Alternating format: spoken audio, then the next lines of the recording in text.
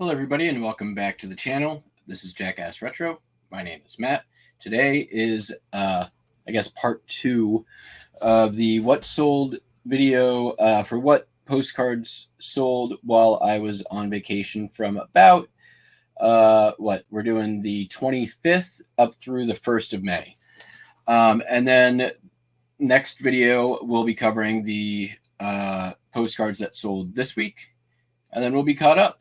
Moving forward, you can expect weekly what sold videos for postcards dropping usually Sunday, sometimes Monday. The next one will actually probably be on a Monday or maybe even Tuesday. I'm not sure yet, but we'll see. Anyways, we'll be back to weekly postcard only what sold videos.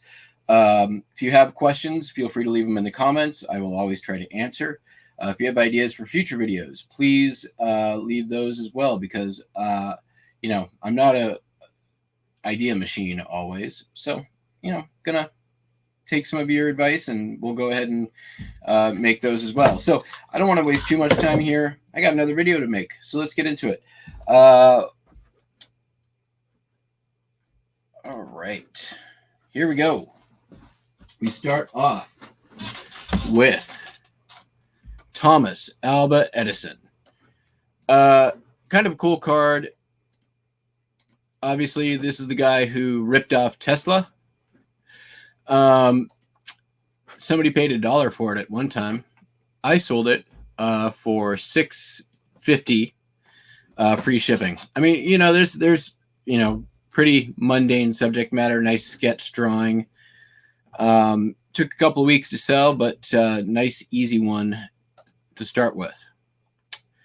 This one's water sports in Wrightsville Beach, North Carolina. I got a bunch of Wrightsville linen postcards from the Goodwill lot that I purchased back in February. This one is unposted. Just a nice kind of view here with the people hanging out on the dock, boat cruising by. Pretty much right in line with what most of them have sold for at $7.95. Now this next one's going to be a little hard to see. Oh, not the next one. That one. There we go. This is a 1911. It's a real photo postcard. It's a ferrotype. It's the photographic process used to make the photograph. So obviously ferro indicating iron. I believe it is a iron negative that is then used to print, or iron oxide, something like that, negative, used to then print the photograph. So it's very, very dark. It's a man sitting in a chair. You can probably only barely make it out. But this one sold for $15 plus shipping. And moving on, kind of from the past, jumping forward to a different kind of technology. This is a Mickey Mouse lenticular photograph. Kind of a funny lenticular image. Unfortunately, I didn't take pictures of both the versions of it, but basically Mickey opens the mailbox here and a rat jumps out. Isn't that funny? A rat attacking a mouse. Who'd have thunk? Anyways, this one sold for $12 plus shipping. Moving right along. Of course, George Washington. This is a 1909 postcard. Most notable here is the 36-star flag behind him. So definitely noted that in the title. And of course the year. Interesting as well that this is probably it has all the appearances of a European postcard. Like this back really is kind of what that would normally look like, but it was printed in the USA, as in the lower right hand corner here. So I think George Washington's face looks a little bit off. His lips definitely look weird. Like, I don't know. I'm just saying, what do you think? Okay, moving on. This is very cool. I really liked this one. It's not super rare, but this is the New York receptionist in the IBM Education Center in Endicott, New York. I like this one just because it's got a very like Stanley Kubrick vibe to it, right? It's that like 60s and 70s, very clean, almost, late Mad Men kind of feel to it. I just like it. I think it's a cool looking place. I'd like to go in there if it was still like that.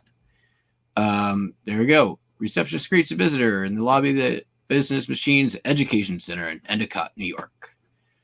Wow. IBM offers instruction in computer systems and blah, blah, blah. Anyways, there we go. Welcome to the IBM Education Center. Your computer is upstairs. $7.95 free shipping on this one. Moving right along, we've got harvesting some pineapples in Florida. A guy pushing a wheelbarrow full of pineapples. Yep, there you go. Made in USA, unposted. Yeah, kind of cool. Looks like this is a linen one, but I don't believe that this is linen. It looks like it, but that's just kind of the way the printing is applied here. All right, next up, we've got New Orleans, Louisiana. Mardi Gras Parade on Canal Street. Again, not an uncommon postcard, not an uncommon theme. Very cool image. Unposted. When looking this up, there was a ton of them out there. So when that happens, I'm just, try to put it up at a price that's going to sell. So that price was $6.95 free shipping. Next. All right. This is the Radisson Hotel in Denver, Colorado. Chrome postcards. This is later, post 1950s. Looking at the cars here, I'm guessing probably 1970s. Nothing real anything. It's a Radisson Hotel, right? Big whoop. But what I believe sold this, and what I mentioned in the title here, is what's at the very, very top, which is the Playboy Bunny. The Radisson Hotel in Denver had a Playboy Club up top. So definitely mentioned that in the title, and I believe that is what sold the card. So this one sold for $9.95 free shipping.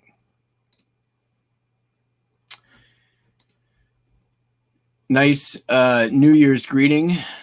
Little poem here: as New Year's come and old years go, love's shining stars will brightly glow. Nice etching. I couldn't find any sort of like artist attribution on this one.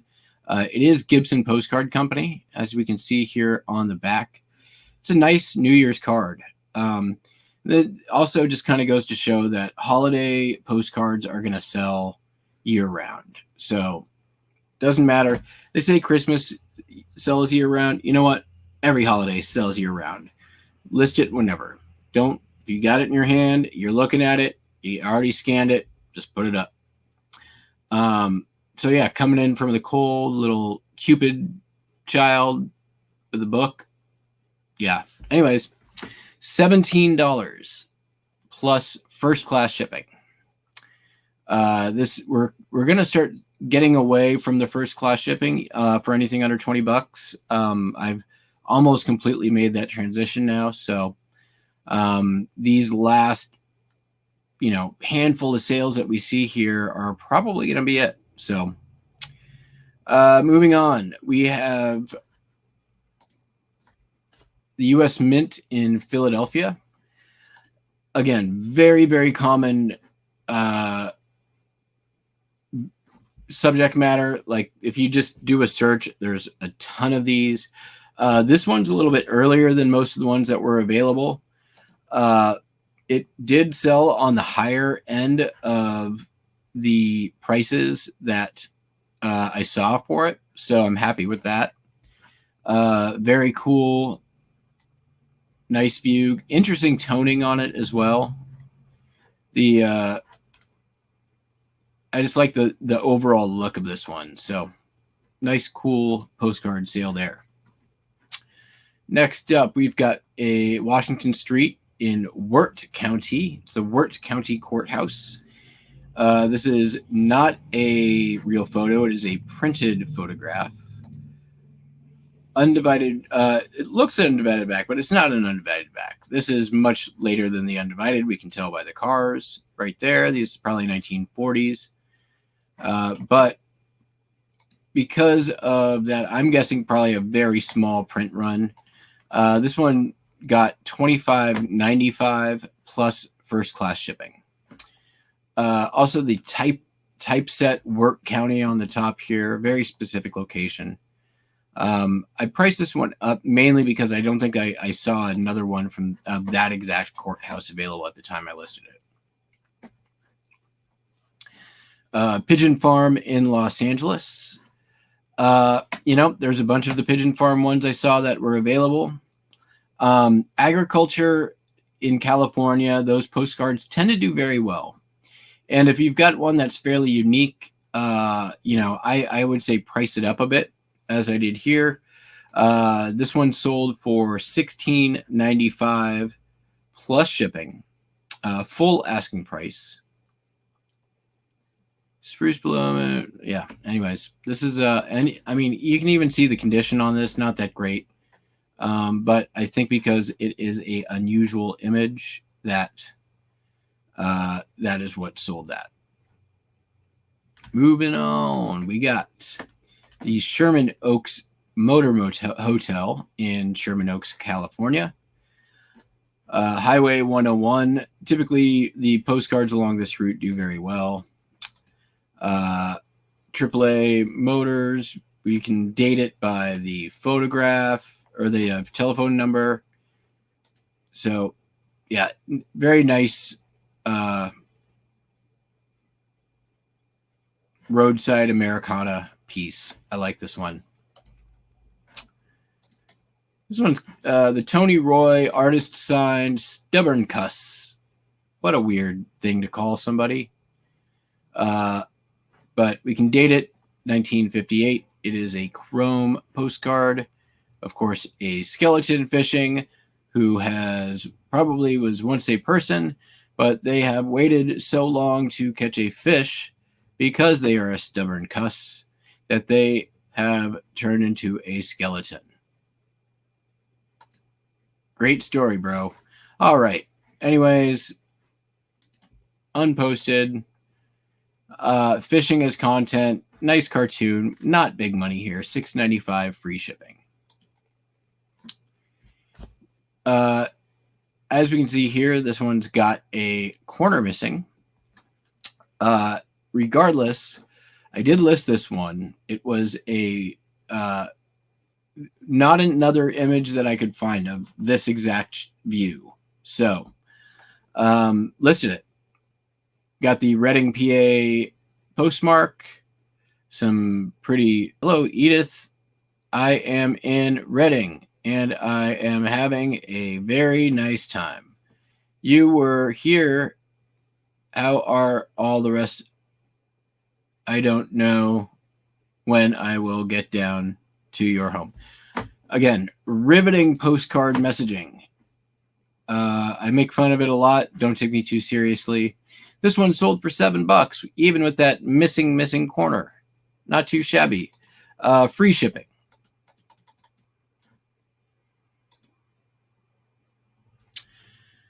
This is 1913 Miami, Florida. Royal Palm Walk at the Hotel Royal Palm grounds. Nice sort of Edwardian scene with ladies with their fancy dresses and the parasols amongst the palm trees. This is a Leighton and Company. We know that from where it says up here with their logo, but it also says it right here along the side. For those kind of new to postcards, how do you date a postcard? Well, a good place to start is right at the postmark. That's not always going to be 100% accurate, but can kind of get you in the rough area. All right. This one sold for $14.95 plus first class shipping. Full asking price. This is the linen postcard, and for those who are new, linen postcards pretty much is a reference to the kind of paper it's printed on. It's pretty easy to identify. If you look closely, you can even see it here. There's kind of cross hatching here, especially visible on the sides here. That texture is basically what tells you it's a linen postcard. As far as dates go, it's usually going to be late 30s up through, even the early 50s in some cases, although there are some much earlier linen postcards. And a lot of that has to do with printing during World War II being moved away from Germany and into the United States, and also rationing of paper products, creating a limit on the amount of paper available for postcards. So postcard publishers had to find some other ways to continue producing postcards, including incorporating linen into the paper stock. So there you go. Little quick 101 for new postcard people. And I know you're out there because you're leaving comments, and thank you very much for that. So yeah, this one's very cool. Moonlight view on the promenade. This is Seaside, Oregon, Tillamook Head. Not a super uncommon postcard again. So generally speaking, my strategy on ones when there's a lot of them available, but I see that they're all pretty high priced. I just put mine out for a price that I'm confident it will sell for. And look at that. It worked again. Moving on, we have a large letter greeting. This is Glacier National Park. Very nice, cool.